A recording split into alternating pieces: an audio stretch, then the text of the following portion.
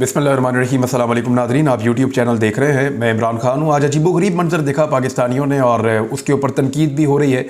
Social media पे खासे लोग उसके ऊपर बात कर रहे हैं, अपने अपने कमेंट दे रहे हैं। मैं ज़रा इस चीज़ को थोड़ा मुख्तलिफ तरीके से देखता हूँ, लेकिन आपके सामने मैं रख देता हूँ। काजी फ़ाइज़ ईसा साहब आज अचानक दिखाई दिए। ये पाकिस्तान के आने वाले चीफ़ जस्टिस ऑफ पाकिस्तान है। वो पार्लियामेंट में बैठे हुए थे क्योंकि आइन के हवाले से गोल्डन जुबली की तकरीबात हो रही थी, लेकिन उनका जिन लोगों के बीच में वो बैठे थे, इन चीज़ों को लेकर खासी तनकीद हो रही है। जिन लोगों के दरमियान काजी फ़ाइज़ ईसा साहब बैठे हुए थे, ये नैबज़दा काबीना है। आसिफ अली ज़रदारी उनके साथ मौजूद थे। आसिफ अली ज़रदारी सब जानते हैं, वफामत के बादशाह हैं, जिनका हाल ही में जो सबसे बड़ा कारनामा है वो वफादारियों को तब्दील करवाना है। हॉर्स ट्रेडिंग का अगर पाकिस्तान में कोई ट्रेड मार्क है तो वो आसिफ अली ज़रदारी साहब हैं, और इन्हें पाकिस्तान की सियासत में एक अलग किस्म का मुकाम हासिल है। इनके साथ काजी फ़ाइज़ ईसा साहब का बैठना, एक जानिब इसहाक डार साहब साथ मौजूद थे। इसहाक डार वो शख्सियत हैं जो अदालत में ये बयान दे चुके हैं कि उन्होंने शरीफ ख़ानदान के लिए मनी लॉन्ड्रिंग की थी। कुछ अर्सा पहले तक वो मफरूर भी थे और इश्तिहारी भी थे, लेकिन जब रिजीम चेंज ऑपरेशन हुआ तो उसके बाद उनको फैसिलिटेट किया गया, पाकिस्तान लाया गया और पाकिस्तान लाकर उनको वज़ीर बनाया गया। इसके लिए कानून के अंदर बड़ी गुंजाइशें भी पैदा की जाती हैं। काजी साहब के साथ मुख्तलिफ तस्वीर में मुख्तलिफ अहबाब बैठे हुए थे। कहीं पे पीपल्स पार्टी के लोग, कहीं पे PMLN के लोग, वज़ीर आज़म भी साथ बैठे रहे। कभी फजलुर रहमान साहब की पार्टी के लोग, कभी किसी और पार्टी के लोग।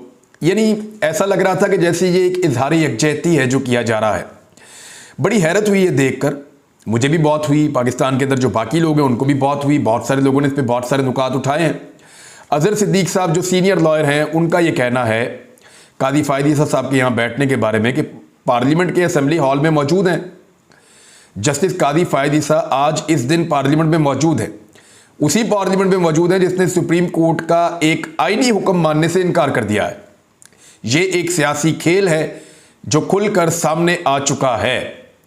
ये जनाब काजी फ़ाइज़ ईसा साहब के बारे में एक और ट्वीट है अज़हर सिद्दीक साहब की, और बहुत सारे लोगों ने बहुत सारी ट्वीट्स की हैं।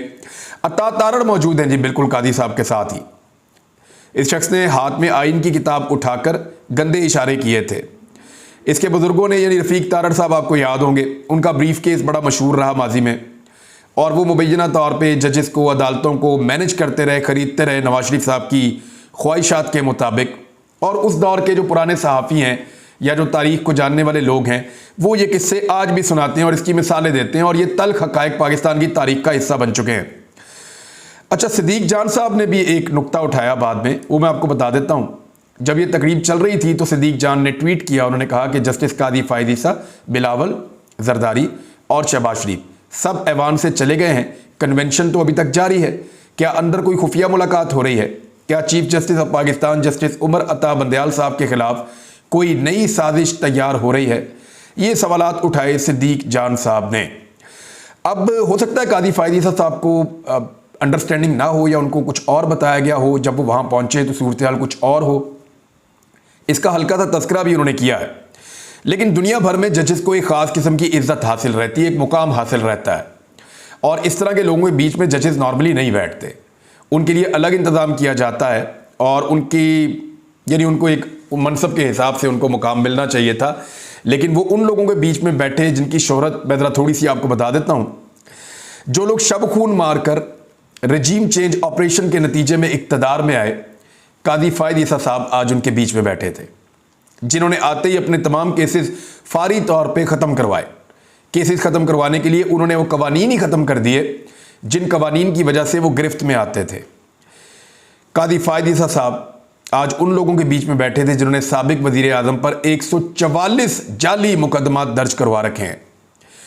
उन लोगों के साथ बैठे थे जिन्होंने सियासी मुखालिफिन पर बदतरीन फस्तायत का मुजाहरा किया है, जिन्होंने इस मुल्क में सहाफ़त मुश्किल बना दी। सहाफ़ियों के ऊपर इन्होंने गद्दारियों के और बगावतों के मुकदमे दर्ज करवाए हैं। इंसानी हकूक़ की बदतरीन पामालियाँ की हैं अपने सहूलतकारों के साथ मिलकर। चादर और चार दीवारी का तकद्दुस बार बार पामाल किया है। ख़वातीन की बेहुरमती बार बार की गई है। काजी फ़ाइज़ ईसा साहब उन लोगों के बीच में बैठे जिन्होंने गरीबों के साथ कुछ वादे किए और ख्वाब दिखाए, और उसके बाद इक़्तिदार में आने के बाद वो तमाम ख्वाब तोड़ दिए। जिन्होंने मंडियाँ लगाईं और बार बार लगाई, जिनकी ऑडियोज और वीडियोस तक मौजूद हैं कि ये कैसे मंडियां लगाते थे और कैसे इंसानों को खरीदते थे, हॉर्स ट्रेडिंग करते थे, जिन्होंने महंगाई 3 गुना ज़्यादा कर दी है, पाकिस्तान की मईशत को डबो कर रख दिया है। कादी फायद ईसा साहब इन लोगों के दरमियान में बैठे थे, जिन्होंने इसी ऐवान के अंदर चीफ जस्टिस ऑफ पाकिस्तान और सुप्रीम कोर्ट ऑफ पाकिस्तान की तौहीन की है, बार बार की है और आज फिर की है। मुझे नहीं लगता कि कादी फायद ईसा साहब को इन लोगों के दरमियान बैठना चाहिए था। बहरहाल वो एक मुअज़्ज़िज़ जज है, ये उनका अपना फैसला है, वो जहाँ चाहे शिरकत कर सकते हैं, लेकिन ऐसी मिसालें हमें इस तरह से मिलती नहीं हैं जैसी यहाँ पे कायम की जा रही हैं पाकिस्तान के अंदर। कादी फायद ईसा साहब ने बाद में ये कहा, बेशक वो ये कह दें, लेकिन उनकी मौजूदगी ने एक तासुर ये कायम किया है कि पीडीएम की जमातों की तरफ उनका झुकाव है और पीडीएम की जमातें जो हैं वो भी हर जगह पे कादी फायद ईसा साहब का नाम बुलंद करती हैं। तो ये चीज़ें जजेस को सियासी लोगों के साथ जोड़ देती हैं और बाद में जब जजेस फैसले करते हैं तो उन जजेस के फैसलों के ऊपर एतराज़ किया जाता है। फ़र्ज़ कीजिए अगर पाकिस्तान तहरीक इंसाफ ने ऐसी कोई तकरीब रखी होती और कोई जज उसमें आ जाते तो मरियम नवाज़ और नवाज शरीफ का बयानिया क्या होता? वो ये कहते कि आज गठजोड़ खुलकर सामने आ गया, आज पता चल गया कि ये जज इन लोगों के साथ मिला हुआ है, आज पता चल गया कि ये सब एक साथ मिलकर साजिश कर रहे हैं, आज पता चल गया कि जमहूरियत और आइन के खिलाफ रची जाने वाली साजिश के अंदर ये किरदार भी मुलव्विस था। इस किस्म के स्टेटमेंट आने थे मरियम नवाज, नवाज शरीफ, बिलावल, बाकी लोगों की जानिब से। बहरहाल कादी फायद ईसा साहब ने जब वहाँ पे सियासी तकारीर की गई और इवन अदालत के ऊपर बार बार इस फोरम के ऊपर तनकीद की जाती है, चीफ जस्टिस ऑफ पाकिस्तान को टारगेट किया जाता है, तो उन्होंने कहा मेरी मौजूदगी में जो सियासी बातें हुई मैं उनसे मुत्तफिक नहीं हूँ। अब सियासी लोगों में आए हैं तो सियासी बातें ही उन्होंने करनी थी। उन्होंने कहा कि इदारे की तरफ से कहना चाहता हूँ हम इस किताब के साथ खड़े हैं, अल्लाह के बाद इस किताब का साया है, मैं कानून के तरीके से देखता हूँ और सियासी तनाजुर में देखता हूँ। सियासत आपका काम है, मेरा नहीं है, मैं चीज़ों को कानून की नज़र से देखता हूँ। उन्होंने कहा कि हम आईने पाकिस्तान के साथ खड़े हैं, हमारा काम कानून के मुताबिक बरवक्त फैसला करना, आपका काम अवाम के मफाद में कानून साजी करना है। सारी कानून साजी तो उन्होंने अपने मफाद में की है कादी साहब, और अभी सुप्रीम कोर्ट ऑफ पाकिस्तान को दबाने के लिए, अदालती इख्तियारात को कम करने के लिए दोबारा कानून साजी कर रहे हैं। उन्होंने कहा जी कि हमारा काम है आइन और कानून के मुताबिक जल्दी जल्दी फैसले करें।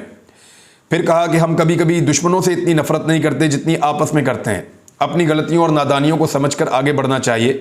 कादी फायद ईसा ने कहा कि आइन की गोल्डन जुबली में शिरकत के लिए हाजिर हुआ, दूसरे जज साहिबान इसलिए नहीं आ सके, शायद वो मसरूफ़ थे।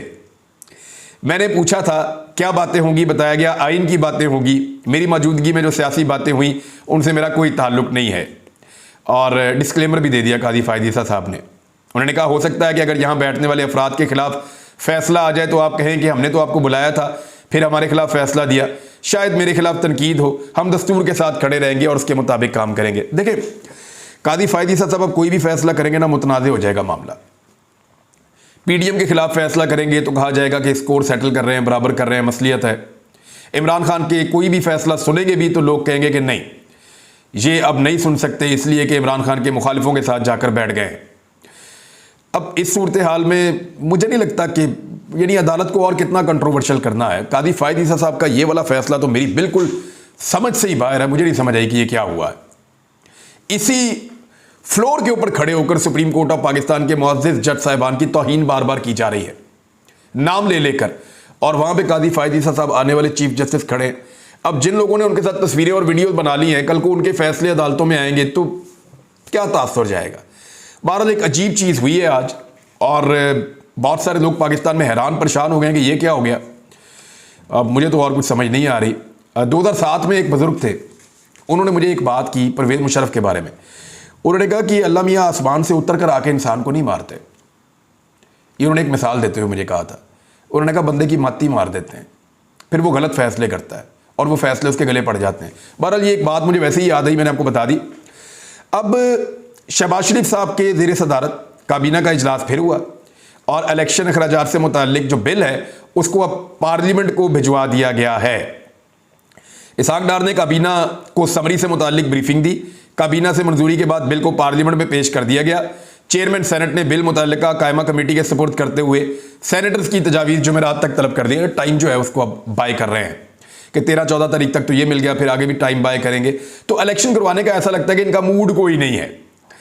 अब साथ ही एक करारदाद भी पेश की गई है कि कौमी असम्बली और चारों सूबाई असम्बलियों के इंतखाबात बैक वक्त करवाए जाएं। तो ठीक है, 2 असम्बलियाँ तो वैसे ही तहलील हो गई है, आप बाकी तहलील करें और इकट्ठे इंतखाबात करवा दें। वैसे भी आसिफ अली जरदारी और बिलावल आजकल बहुत ज़्यादा कह रहे हैं कि मुज़ाकरात किए जाएँ, बार बार इस बात के ऊपर जोर दे रहे हैं कि मुज़ाकरात किए जाएँ अपोजिशन के साथ। इमरान खान साहब पहले दिन से तैयार हैं, लेकिन वो ये कहते हैं कि मुज़ाकरात जो है वो इलेक्शन की तारीख दें और बैठकर हमारे साथ मुज़ाकरात करें और तय करें कि कब पाकिस्तान में इलेक्शन करवाने हैं।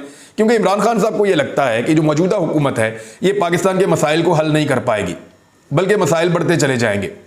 और वो ये समझते हैं कि पाकिस्तान के मसाइल का हल इलेक्शन में है, लिहाजा पहले इलेक्शन की तारीख दी जाए और फिर बैठकर तय कर लेते हैं, और अगर कुछ आगे पीछे करना पड़ा तो चीज़ें मैनेज हो सकती हैं। लेकिन अब इमरान खान साहब के साथ मुज़ाकरात करने पे हुकूमत के लोग, पीडीएम के लोग बिल्कुल राज़ी नहीं थे उनकी जमात के साथ बात करने के लिए, इसलिए कि एस्टेब्लिशमेंट का हाथ उनके सर पे था। एस्टेब्लिशमेंट का हाथ जिसके सर पे भी आता है ना, वो दूसरों से मुज़ाकरात नहीं करना चाहता, क्योंकि उसे ऐसा लगता है कि ताकत उसके पास है और सहूलतकारी उसे मिल रही है, तो उसे क्या ज़रूरत है दूसरों से मुज़ाकरात करके ग्राउंड को लूज़ करने की। और यही पॉलिसी जो है वो शहबाज शरीफ साहब वगैरह ने भी अपनाई हुई थी। बहरहाल शहबाज शरीफ से दरख्वास्त करूंगा कि अपोजिशन से मुज़ाकरात करें, अब आसिफ अली जरदारी कह रहे हैं, और मुझे पता है कि ये क्यों हो रहा है, क्योंकि एस्टेब्लिशमेंट भी थक गई है।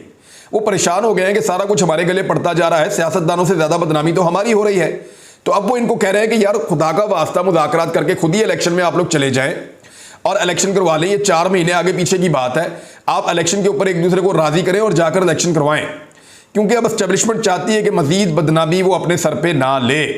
लेकिन अभी भी एस्टेब्लिशमेंट के अंदर ऐसे लोग बैठे हुए हैं जो इसको अपने सर्वाइवल का मामला समझते हैं, और उन्हें लगता है कि अगर इमरान खान वापस आ गया तो उनके लिए मुसीबत बन जाएगी और उन्हें बहुत सारे ऐसे सवालात का जवाब देना पड़ेगा जिनका जवाब उनके पास नहीं है। बिलावल ने भी यही कहा कि मुल्क में जारी जमहूरी और आईनी बुहरान से निकलने का वाहिद हल मुज़ाकरात है।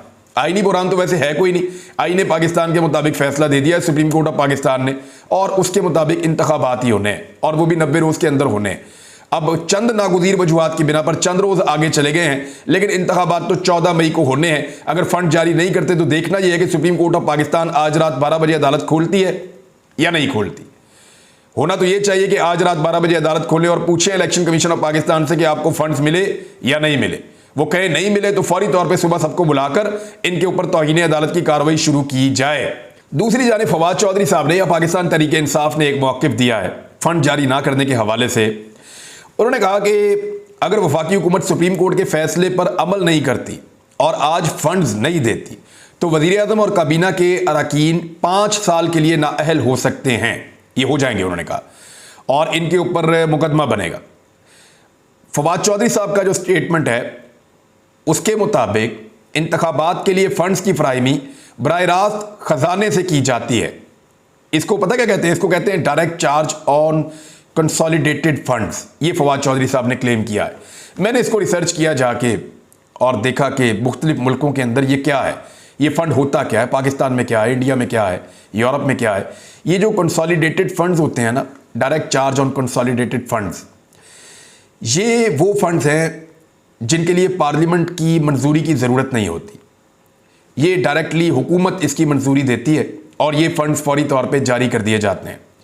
तो फवाद चौधरी साहब जो तस्करा कर रहे हैं ये फंड्स वही हैं, तो बिल्कुल डायरेक्टली वो ठीक बात कर रहे हैं। मैंने उसको रिसर्च करके देखा है कि पार्लियामान ने इस अमल से खुद को आईनी तौर पर अलहदा कर रखा है। पार्लियामेंट आईनी तौर पे इस अमल से इसलिए अलहदा है कि जो मज़कूरा फंड्स हैं इनका पार्लियामेंट से कोई ताल्लुक आईनी तौर पे नहीं है। ये फंड्स हुकूमत जारी करती है, और जो हुकूमत की तारीफ लिखी हुई है पाकिस्तान के कॉन्स्टिट्यूशन में, उस तारीख के मुताबिक prime minister and the cabinet is government, यानी वज़ीर आज़म और उनकी काबीना जो है वो गवर्नमेंट होती है। इसी तरह सूबाई हुकूमत जो है वो वज़ीर आला और काबीना ये गवर्नमेंट होते हैं, और पार्लियामेंट जो है वो एक अलग फोरम है, वहाँ पे बहुत सारी चीज़ें डिबेट के लिए ले जाई जाती हैं।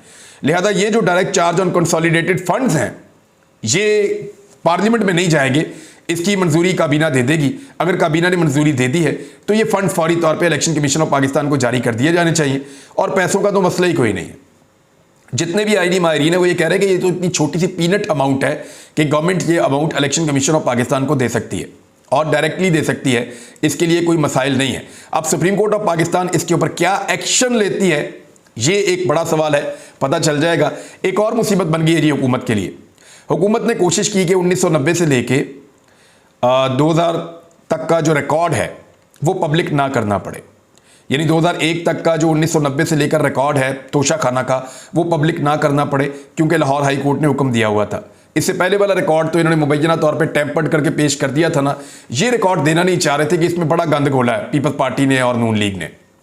अब हुआ ये कि ये अदालत में गए, उल्टा के इनको कोई फेवर मिलती, ये एक और बेंच के अंदर गए अपील लेकर, और जो बेंच बना उस बेंच ने, 2 रुकनी बेंच ने जो फैसला जारी किया, उस फैसले के मुताबिक इन्हें अब कह दिया गया है कि आप 1947 से लेकर 2000 तक का रिकॉर्ड लेकर आए। यानी पहले इनको सिर्फ 1990 से लेकर 2001 तक का रिकॉर्ड लेकर आना था, और अब 1947 से लेकर 2001 तक का रिकॉर्ड लेकर आना है। ये फंस गए बहुत बुरी तरह उसी तोशाखाना जिसमें ये इमरान खान को फंसाना चाहते थे। बकाफाते अमल आप देखिए कि इमरान खान उसमें से निकलते हुए दिखाई दे रहे हैं। दूसरी जानिब उसी तोशाखाना के अंदर ये तमाम जमातें खुद धंसती चली जा रही हैं। जिस दिन आइन और कानून के मुताबिक फैसला हुआ, याद रखिएगा उस दिन ये नहीं बचेंगे। अब तक के लिए इतना ही, अपना ख्याल रखिएगा, अपने इस चैनल का भी। अल्लाह हाफ़िज़।